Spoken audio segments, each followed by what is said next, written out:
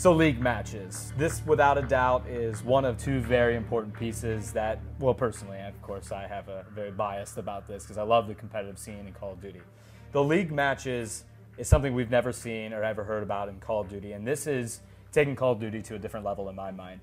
The league matches are you're able to play by yourself or get teamed up with other people or add other people to a room. 4v4 matches, correct? Yeah, it supports lots of types. Lots of types, okay. And you can just basically get ranked on your skill set. So this is the first time we see skill-based ranking in Call of Duty.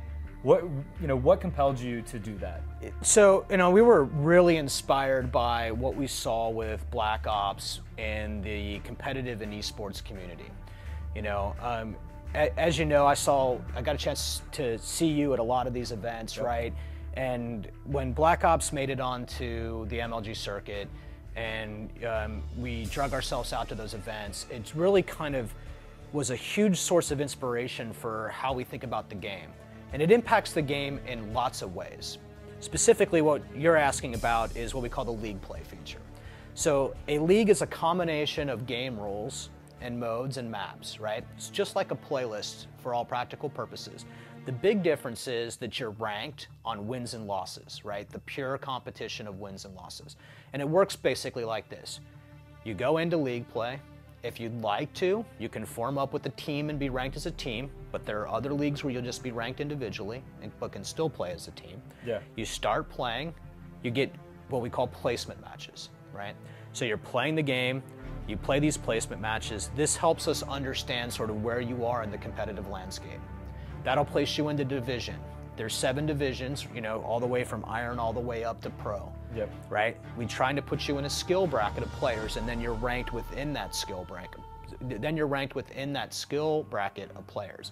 So this is a very accessible thing, right? Yeah. You talk about esports and competitive, a lot of people think, hey, isn't this just for the top 2% of players? The answer is no. Competition's fun at any level. If you're just kind of a guy who, maybe you're kind of more casual or you're not a super hardcore. Yeah. I know that your audience has absolutely 0 of those types of people. Yeah, some of these dudes just like to go ball out on some terrible scrubs and go 82-3, and they just feel so good about themselves. And but others do love a competitive environment. And they'll still be able to do that, yeah, which right? is awesome. So league play coexists with the kind of experience that you're used to where you can just go pub Normal stomp, right? matchmaking, yep. Right? But if you want a challenge, or you're feeling like you're one of those guys who gets rolled over by the machinima. Right, the machinima crew rolls through. You're on the other side. You actually would really like league play because you go in there with your team, and then we're going to use skill-based matchmaking to make sure that we do our best effort from the available people that are playing to actually put you with people that we believe are at your skill level. Yeah, right? Sark should appreciate that. So all of a sudden he'll look amazing with his shotguns when he's in the lower tier league match. Yeah. No comment? I love you, Sark. Sark sucks. I love you, Sark. He's really awesome, though. I would never, ever say anything bad about you. So league matches, you guys, how many different placement leagues do you have? Right, so, the game's still in development. I'll tell you where we are right now. There are 2. There's a very comfortable experience that's similar to playing the public matchmaking game where you've got teams of 6 versus teams of 6. The rule sets are a little different, but really similar to what people are comfortable with and familiar with, and score streaks are enabled in them, right? And that's so you can really score streaks are in league matches. In this one, now hold on. Yeah. Okay. No, I'm not against that. I just wanted to I'm just trying to flesh all the details out. Right. So right now in this league, right, we can turn score streaks on and off for the league where it makes sense and is appropriate. There is also a really fun league, which is 4v4. This is kind of the traditional Call of Duty competitive experience. Absolutely. Score streaks are disabled. The competitive rules are very similar to what people are used to playing if they play in the tournaments or tournament circuits, right? Or game battles or any of these kinds of sites, right? And then that's when you're ranked as a team, right? So we want this to be available and accessible and fun for everybody, right? Rightfully so. Right? It should be. So if we can get you into this thing, if we can kind of teach you this universe, show you what this is like, open up your eyes to what it's like, I'm telling you right now, this thing is getting play tested every single day. And it will change how you think about playing the game. It is a game changer. Yeah. So when I play with my squad, I take on the whole different kind of personality. There are guys who are better slayers than me. Yeah. I let them go out and slay.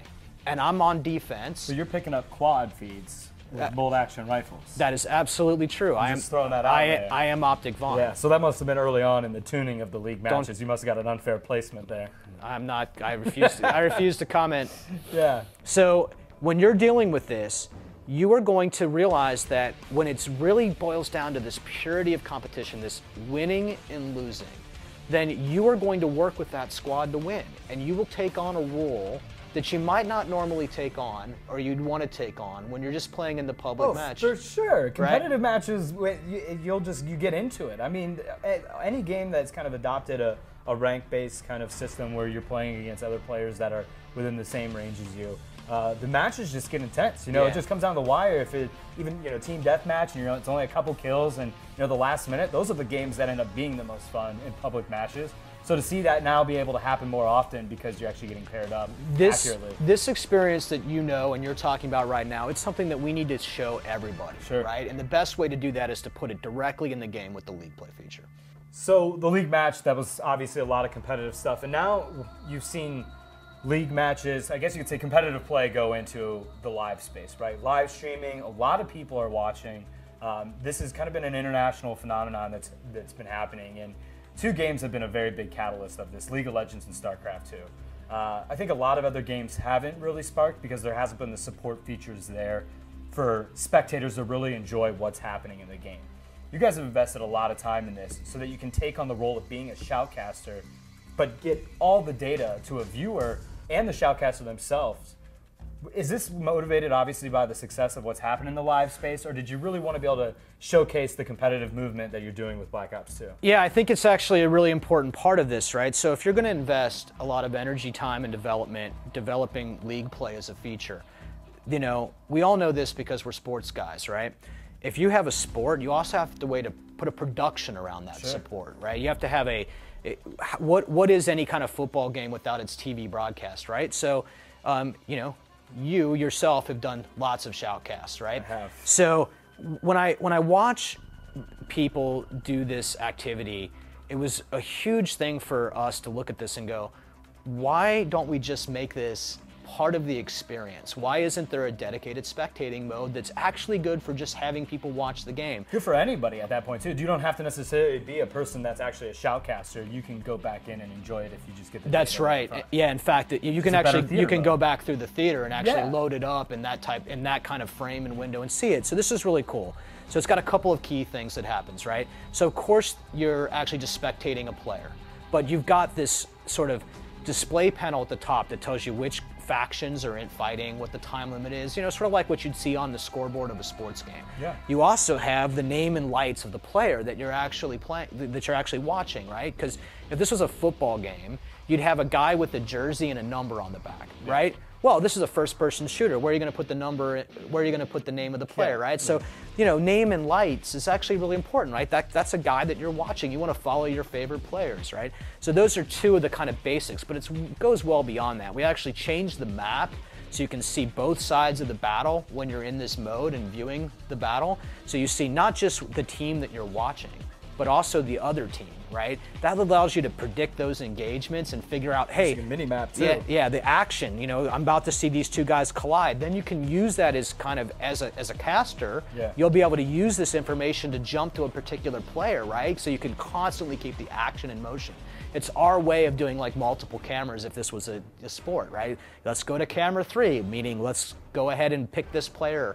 So we do that with this picture-in-picture view. We have the world, we have first person, third person, or this big map, but there's also a panel that lists every player, lists what kind of streak he's on, how many kills in a row he's got, so you know who the hot hand is, so you know who's really on a tear right now.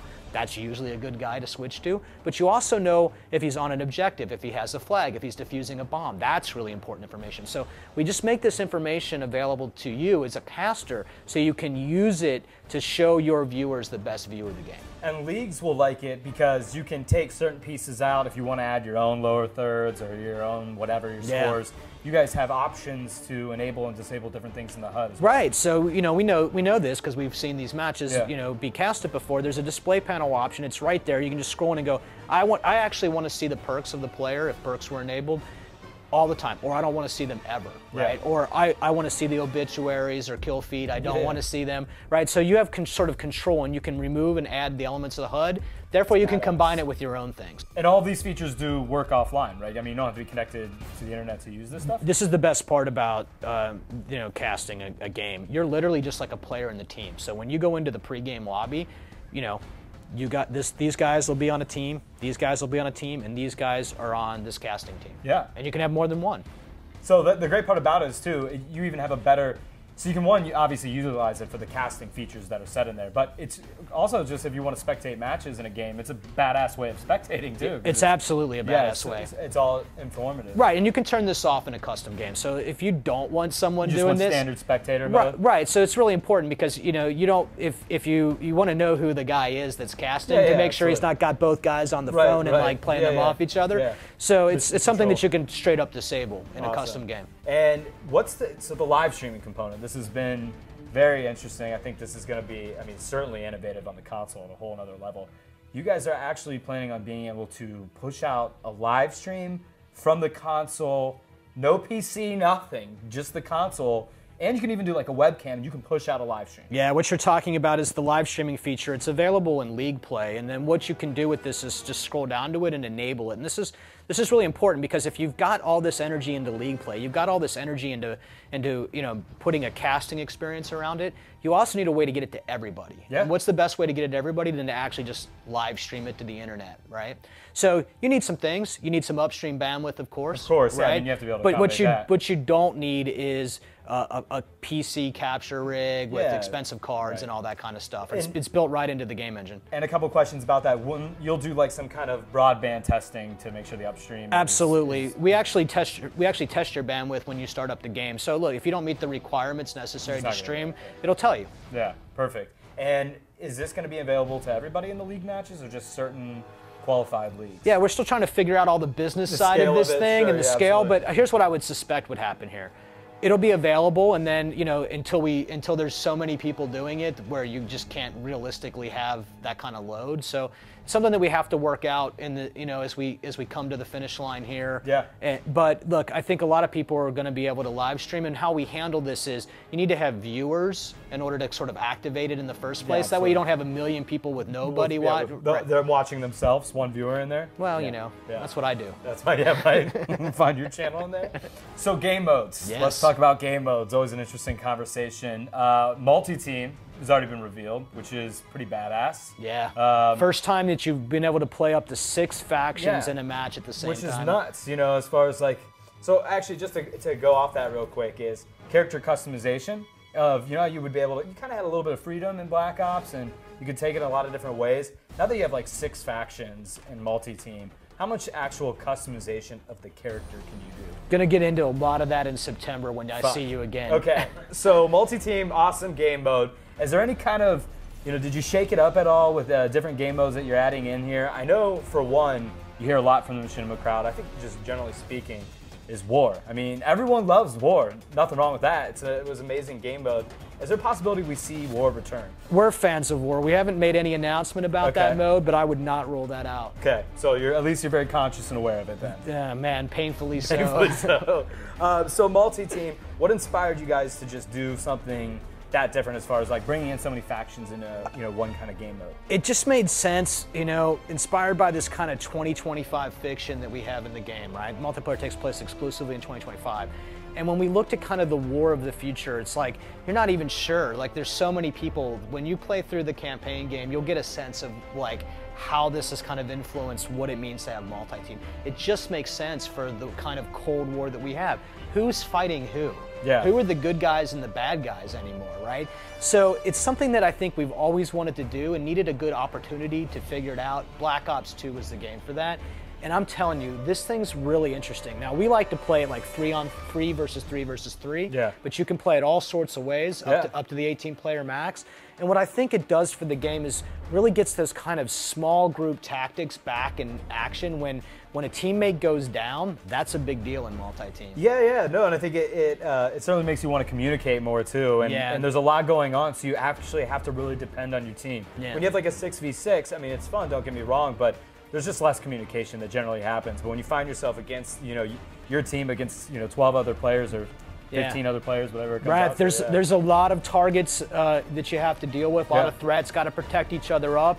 So in multi-team's a concept. Now, we've been talking about multi-team deathmatch, but multi-team can actually exist in multiple game modes, and we're going to try to figure out which ones it makes the most sense for and then bring those out too. Yeah, because that could get a little sloppy, like a search and destroy multi-team.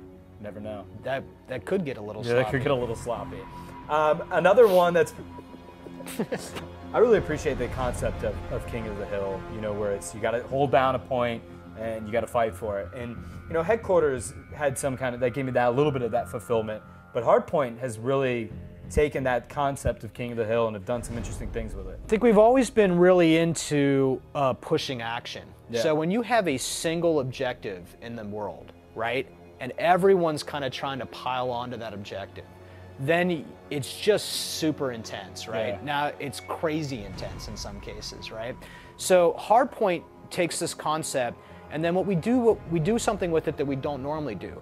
The objective or area that you contain is bigger than, say, the range of a domination flag, right? It's a zone, There's entire areas of the map, and they're changing, and the zone sizes are different depending on sort of what map it is, right? And then they're rotating around in this order, so you can kind of like, okay, this one's expiring, time to go on. I was gonna say, and is it randomized or is it in order? Because I like the idea where it's like, listen, we have 5 seconds to hold this down, and then we know we got a boogie over there. Instead of just like the randomized. Yeah, it's a custom option. You can actually change it between linear and random ordering. By default, we have it as linear because it's actually like, you have to decide strategically if you're gonna peel off one to go try to get the next one, and that makes it a lot of fun. Now, this is just a game mode where just everybody's kind of rushing on top of one thing, and it, when you're into that kind of intense action, that you're going to be really into Hardpoint. So the league matches and the competitive side of stuff, what kind of game modes are we going to see within that? Yeah, so you could effectively put any game mode that you want into league play. Now,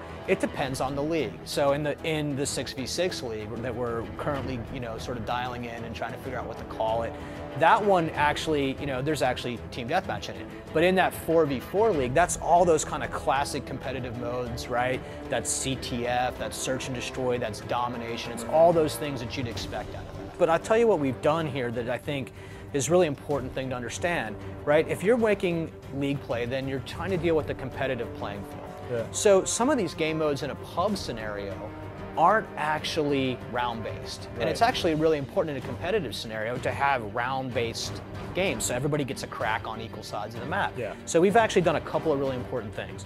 One, the CTF overtime rules, completely different. Yeah. Straight up competitive style, meaning when you're play CTF, you're playing for flag caps. There's a time limit, but no score limit. If you get to the end and you have a tie, you're gonna go into overtime mode. Overtime mode works completely differently. It's not first to cap. It's a 2-round overtime. The first team to cap sets the clock that the other team has to beat in the second round. That's fair, though. Right? Yeah. Totally fair. Yeah. Right? So that's something that we picked up on, inspired by this esports initiative, saw the way that it was getting played in the tournament circuit, and we actually just put those rules into the game. Yeah, it's badass. And that's how it now works. Domination. Domination's never been played round-based in a public scenario, right? So we just actually have round-based domination now. It's a 5-minute round. You'll play on one side, you'll flip sides, and there you go, total score, right? So this esports agenda and initiative, the competition influences, it works for the game, and it's fun to play the rules that way. Do you worry about, the league matches being diluted because there's too many things going on? You could have league matches for free-for-all and 2v2 and up to 6v6, and there's so many combinations to qualify that people are like, it almost becomes like not attractive to them anymore. I think it's really important that we're very conscious and sensitive of the matchmaking pool and the players and how do you spread the population, right? So right now, we only have 2 primary leagues, that 4v4 team experience, that 6v6 experience. I personally think that that's kind of how we'll start. We'll figure out. No free-for-all? We'll start, not right now. All right. And we'll figure. Let's try to get that in there. We got to start, get our legs, right? Sure. Figure out what makes sense to us, and then figure out where to go from there. There might be free-for-all by the time the game comes out. Yeah, that's this point of the project right now. Absolutely. It's exactly what we're doing right now. You got to really kind of get that base right, make sure it feels good, make sure the skill-based matchmaking is coming together right, and just get that experience to be solid. But like I said, these things are basically pivoted off of a playlist, and you know we can do all sorts of things with playlists. So maps, I want to touch down maps. We got to talk about it briefly, but Treyarch kind of in the past has had for having big maps, right, in Call of Duty, you know, especially World at War, Black Ops, not as much, but there were some big ones. Do you guys continue to have bigger size maps, or have you decided to shrink them down a little bit? So, you know, the map portfolio is actually a really important part of the strategy for Black Ops 2. So I think you're going to see a lot of diversity across the maps that we're going to ship. In general, they're all a little bit smaller than what they might have been in Black Ops. Now, there's still some big maps. Of course. Turbine, that's a big map. And I think what we've figured out how to do is take maps that have geographically big, but don't play big, meaning you have to run a long time. You gotta come in the center, yeah. Yeah, right. So, you know, we want to get you in the action, right? So that was something that was really important learning from us, right? And there's some legacy and history here. You know, it's in our DNA, especially because we've had vehicle-based games before, trying to figure out the kind of good balance between, you know, this tight action, but still having these kind of epic environments and play spaces to be in. Overall, we've kind of redefined what it means to have a medium-sized map, so we've kind of moved that closer down into the medium-sized map category. And there's really only 2 large maps in the traditional sense, and neither of those play very large. Yeah, I think that's great because you want to get in it. There's nothing like more demoralizing when you're like hiking for a minute and then you get in a battle and you get taken out. You're like, you're over it. You're over it so quick. So that's exciting to hear. You know, you have the pick 10. There's a lot of, you know, you have to level up to get certain weapons, right? Still to unlock weapons, actually pick in the pick 10. Yeah, when you're playing in the public matchmaking experience, the progression's still there. What do you mean by that? In League, you don't have to? Yeah, we're still trying to figure out the right combination, but right now in League play, I guess it have to be to make it fair. You have to have everybody has to have it, right? It's an epic conversation that we're having. It's bullshit to get qualified though. Like if I'm level 5, right, or whatever, and I don't have weapons and everyone else does. It's not a fair qualification of me because I haven't unlocked. This is my argument. Yes, I agree with you. Okay, so all right. Well, you didn't make that very fun then, arguing with you. So let's talk about levels in Prestige. Sure. How many levels are there? Yeah, so we're going to have 55 levels in the core progression, with 10 levels of Prestige is the opening move. And this is important because Creative Class actually has over 100 pieces of content in it.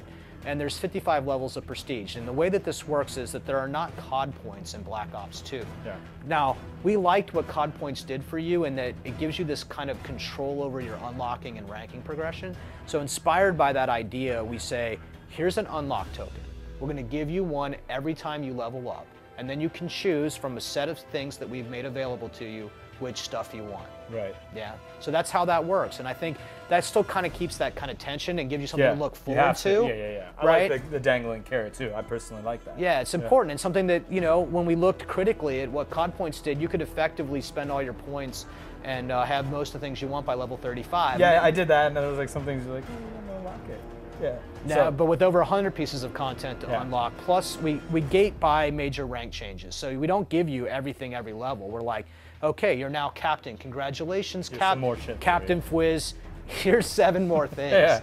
Here's 7 more things. Now you can choose which, you know, what do you want to spend that on? I like that. No, I like that. Yeah, we're really happy with the way that turned out. That's pretty cool. All right, David. Yeah. Dude, awesome, man. Thank you. I'm looking forward to it. The game looks great. I love all of the innovation that's gone into Call of Duty Black Ops 2. I think, you know, as a huge fan of the franchise, we were all really looking forward to some innovation and some, you know, major changes to the game, but still keeping what, you know, you love in the core foundation of it. And I think Black Ops 2 did a really good job doing both of that. So yeah, thanks for showing me around, and you know, we're looking forward to the game coming out. Yeah, you're gonna be in my league. Well, I'm gonna be on your league team. We're gonna boost you up, you know. So I want those quad feeds. I saw them in the trailer, so we need that on my team. Follow Fwiz on Twitter. That's all you have to do.